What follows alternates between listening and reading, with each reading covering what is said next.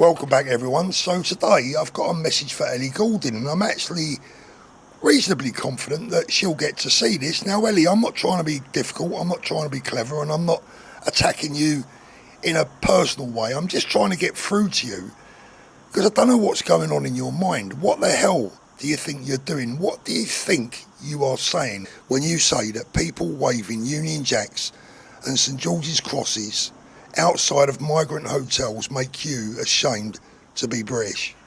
Where is your mind? These are the very same people whose nans and granddads fought for their right to raise those flags and to raise their concerns. These are the same grandchildren of the people that fought and died to give you the right to take the very same people's money that you are criticising during your career as a pop star in a girl band or whatever you was in. I mean, I've heard of you, but in all honesty, I have no idea about your career. I just did a quick Google search on you, see what you're all about. I did a quick search on your net worth, $30 million US apparently. That's usually wildly exaggerated. Let's say it's $5 million US. It's probably a lot more than the people that you're whining about and who make you feel ashamed. Here's the thing, Ellie, history has a long memory and the British people will remember what you've said. Every single time you go out now, what you need to know and remember is that people won't say anything to you. You're not in any danger because us Brits, we're not like that. If I walk past you right now, I wouldn't say anything to your face. I'd just walk past you and annoy you because that's the way 99% of people are. They just crack on with stuff. But what they're thinking is there's that bitch that turned against her own people. Tell you what makes me ashamed of being British, Ellie, is that there's people like you out there prepared to throw their own people under a bus, thinking it's fashionable to be woke and to be a liberal and to be politically correct. Well, love, you need to catch up with the news because those days are coming to an end and they're coming to an end very, very quickly. Catch up. Your views are now out of fashion. Your views are now out of date.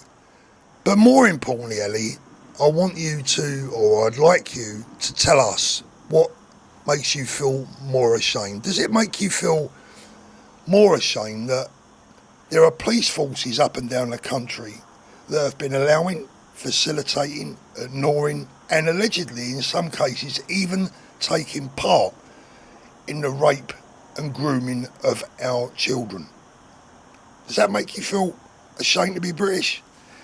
Does it make you feel ashamed to be British that someone not too far from your own age, a young mum, Lucy Connolly, was sent to jail for a tweet? Does that make you feel ashamed to be British? Does it make you ashamed to be British that people like me, just an ordinary loving granddad, now have to live in Spain because I speak out about these issues, and unlike you, instead of being applauded by the state, I'm being persecuted? Does that make you feel proud to be British? Does it make you feel ashamed to be British that Peter Lynch, another ordinary loving grandfather and patriot who dared to wave the flag, went to jail for absolutely nothing and committed suicide?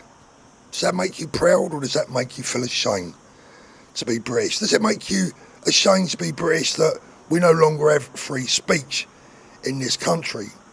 Does that make you feel ashamed to be British? Because it makes me ashamed. You got it all wrong. You've got it all wrong, Ellie. Those people standing outside those hotels are fighting for everything that our country stands for. Those people outside their hotels are trying to protect our children. I don't know if you've got any children, Ellie. I honestly don't know. I didn't bother to look. But if you have, don't you want to protect them? Or do they go to a private school and you got private security and whatever you've got, you can afford to have whatever you like? But those parents and grandparents outside those hotels, they have to send their kids to school to walk past these migrant hotels. They have to worry where their children are playing at night, or they have to keep them indoors. You won't have to worry about any of that. And if you haven't got children, Ellie, and like I said, I don't know if you have or if you haven't, I honestly don't. If you haven't got any children, then you've got no goddamn right to speak about it in the first place, have you? Because you don't know what true love is. It's one or the other. You either have or you haven't. If you have got kids, you should understand. If you haven't got kids, you've got no right to open your mouth in the first place as to what these people are protesting about. I'll tell you what makes me utterly ashamed to be British is people like you. People like you who sit there in your ivory towers, who have been blessed with a wonderful career, lots of money, and whatever else that lifestyle has brought you. It's brought you a platform where the national newspapers will report on what you have to say. It makes me ashamed that people like you say what you say. It makes me ashamed that people like you turn your back on the very people that put you in the position that you are in the first place. A lot of your fans, or former fans probably now, have given you money and supported you to platform your vile and odious comments about being ashamed of people waving their own flag. What flag do you think these people should be waving then, Ellie? Tell me, what flag do you think these people should be waving? Palestine flag? Does that make you ashamed to be British, that terrorist supporters are on our streets every weekend waving a flag and supporting a terrorist group? Does that make you proud or ashamed? Wake up, Ellie, wake up. Because people like you talk about being ashamed when, if you really want to know about shame, all you need to do is have a look in the mirror. You're an embarrassment.